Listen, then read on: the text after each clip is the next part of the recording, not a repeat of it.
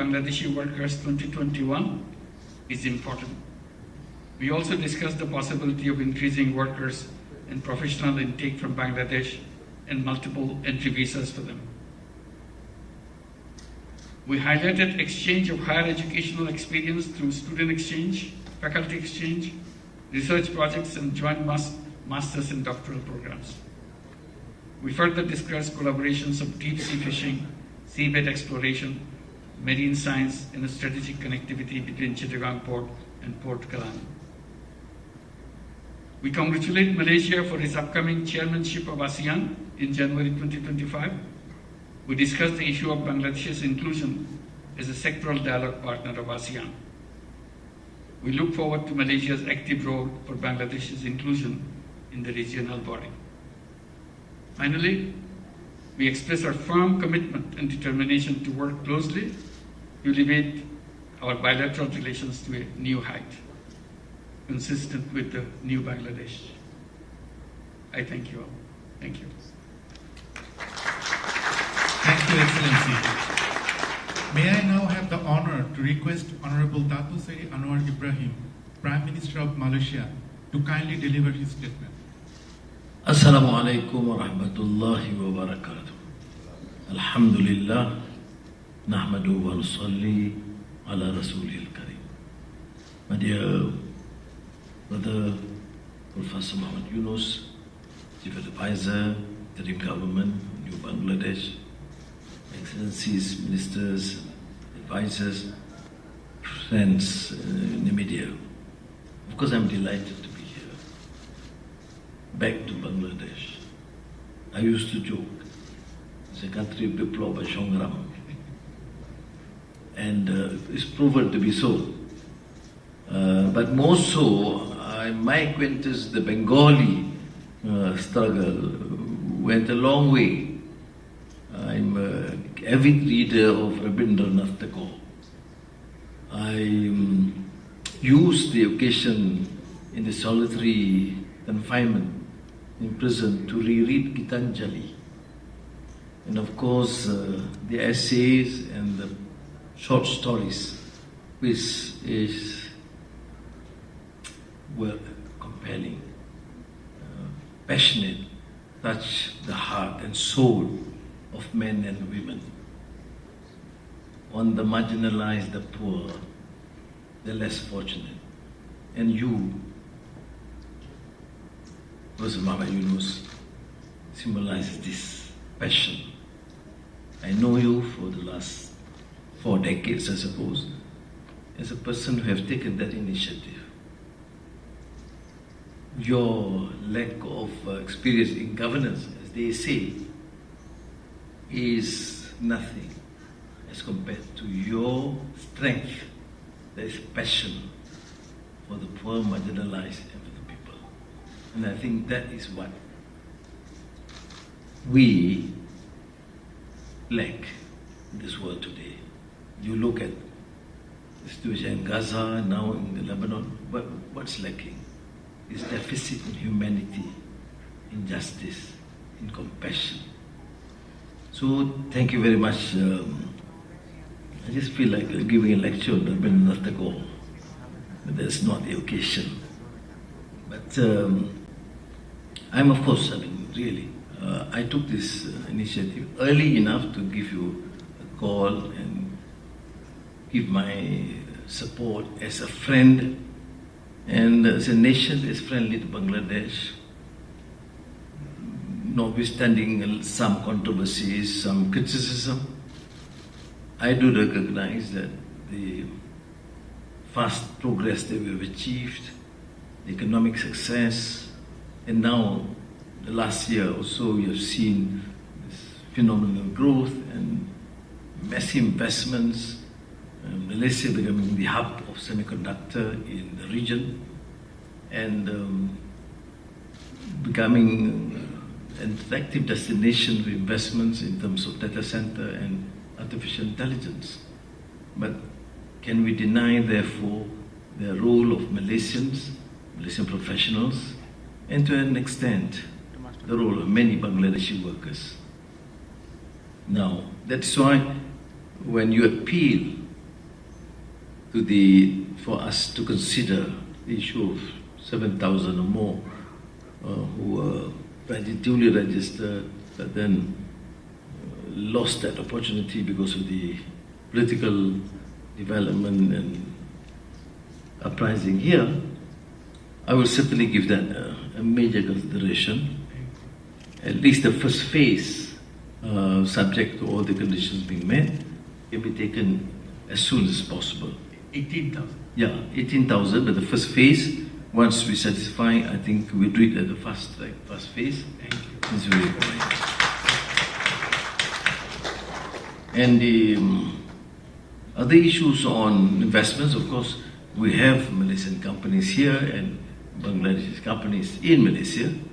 I think what we need to do, if we want this sort of comprehensive strategic partnership, then we should give some attention and preference to these companies, we in Malaysia, to the investments from Bangladesh, and you here too, to make sure that any teething problems be given a fast attention in a transparent manner. I share your vision. In Malaysia and my team, we assume our focus is governance, anti-corruption, and economic fundamentals. We do not compromise with this because we don't need to associate political elite and political leaders assuming office to amass wealth and enrich themselves or their families or their cronies. And therefore I empathize, I understand fully well that though we want Malaysian companies that have been operating here should be given adequate consideration, I will not compromise the issue of transparency, the proper due diligence in the process. And then of course higher education, research in all fields, we should look at it and explore and collaborate, and we can fast track. The Minister of Foreign Affairs is here, Minister Miti is here, in terms of the negotiations, whatever form that you want, in terms of trade arrangements. But what is important is having the Joint Commission meeting as soon as possible. You suggest probably early next year. I see even if they are ready, they should come earlier. I'm not imposing on them first. Then on the ASEAN sectoral dialogue partner, where in the past there were encumbrances, not created by us but some members, because we have to achieve only through consensus. But let me assure you that I will give this some priority. The foreign ministry officials will start connecting with their counterpart, and probably once things seems to be quite settled, then bring up to the attention of the foreign minister. If it need be, I will personally interfere and speak to my counterpart. The fortunate thing in the region, ASEAN is, the most peaceful region in the world, fastest growth in terms of the economy, and our relation with our neighbors is excellent, and that is to me important in terms of propelling and giving importance to the economy. And so there are concerns you express, and I am satisfied with your assurance, because Malaysia is a multiracial, multi-religious country. We realize that to succeed, we have to recognize the importance of the majority Muslims, and to also respect the rights of those minority or the poor and the marginalized. And I'm assured, and thank you for the assurance, because to me, never mind the exaggeration or the mudslinging by the some parts of the foreign media, but it is, I know you personally, I know your passion about rights of men and women, human rights, human dignity, ihsan or compassion, and now that you are in the government, these principles, I trust you would honor as we have tried. There are of course excesses, sometimes in the period which is uncertain, but I fully support your position, and I believe your effort to ensure that this new Bangladesh, which is such a vibrant democracy and respect the rights of every single citizen in the country. I do emphasize this because this has been talked about. So I'm very pleased with your candid and sincere response. And knowing you personally is so important. I trust your leadership and dedication, and I'll be guided to be of any small assistance if and whenever you need. This finally goes on the issue of halal certification and collaboration in terms of halal, both certification and joint industrial development, and in terms of agriculture by the two countries. Thank you. Terima kasih. Thank you, Excellency. Dear friends from the press and media, honorable dignitaries will now take questions from the floor. Due to paucity of time, we will take a couple of questions. I request you to please be precise and brief while asking your questions. We can start with the UNB, United News of Bangladesh.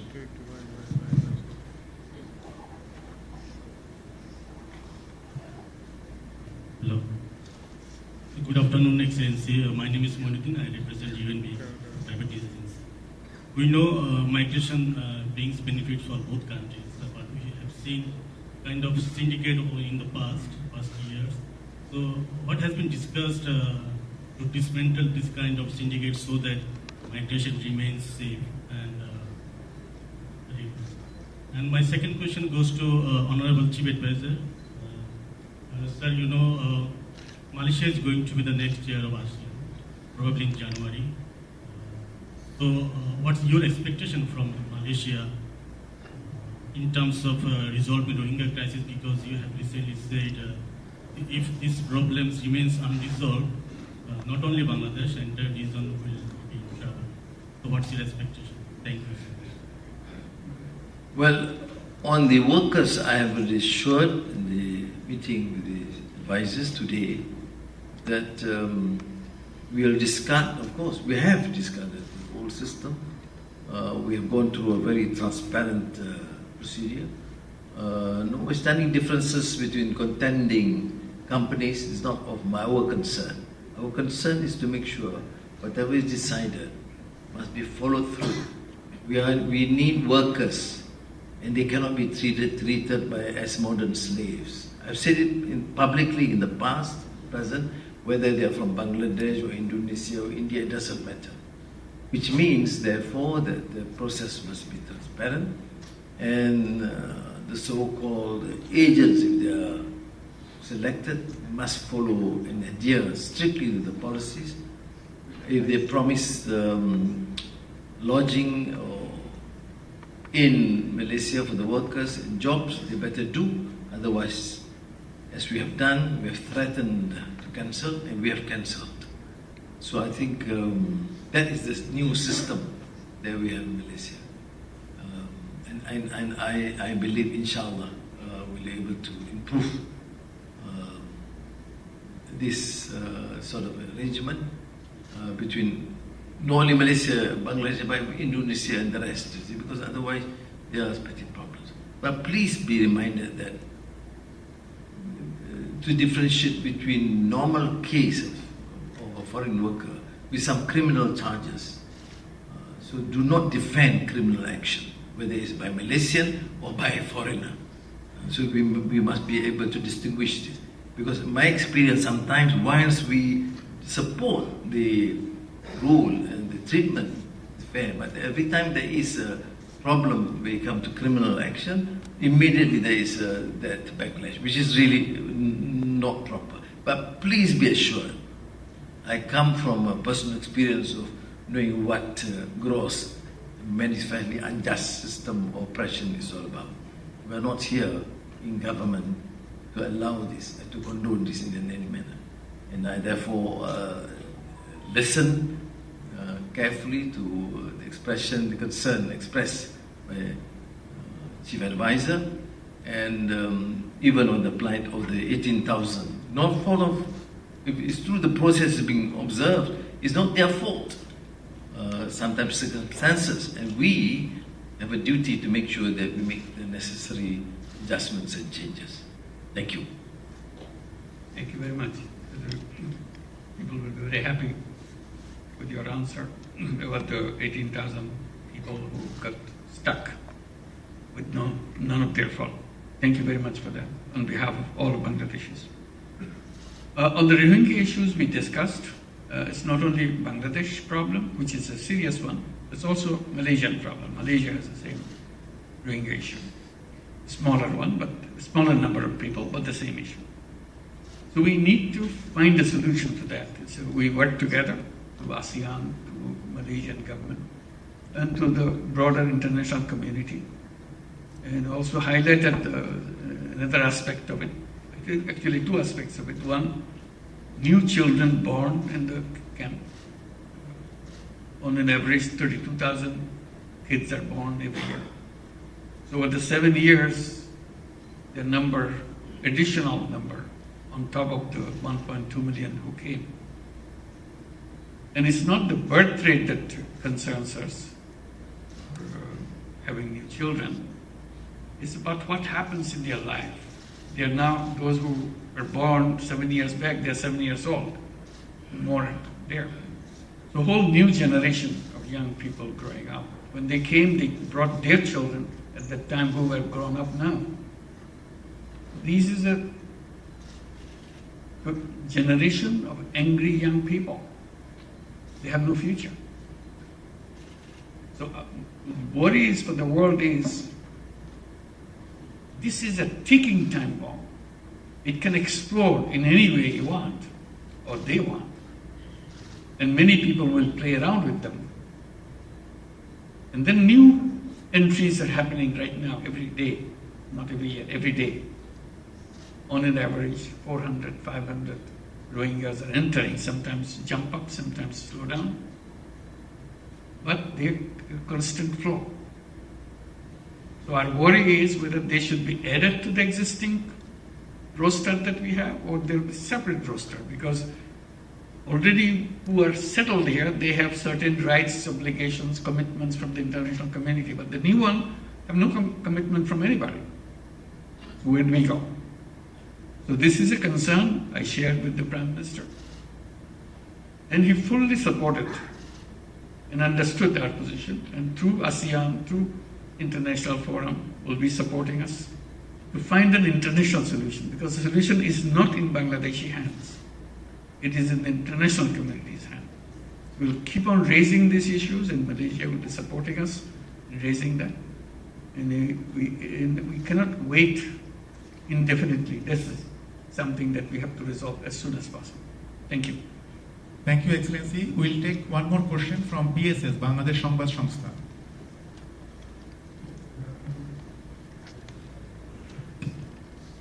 Assalamu alaikum, good afternoon. My name is Dr. Islam. I represent Bangladesh Samstha. I have a question to Honorable Prime Minister of Malaysia. What initiative both Bangladesh and Malaysia can take to enhance bilateral trade and investment? And is there any progress to sign a free trade agreement between the two countries? Thank you. Well, two issues which, of course, the Chief Advisor will have to respond also on the free trade agreement or related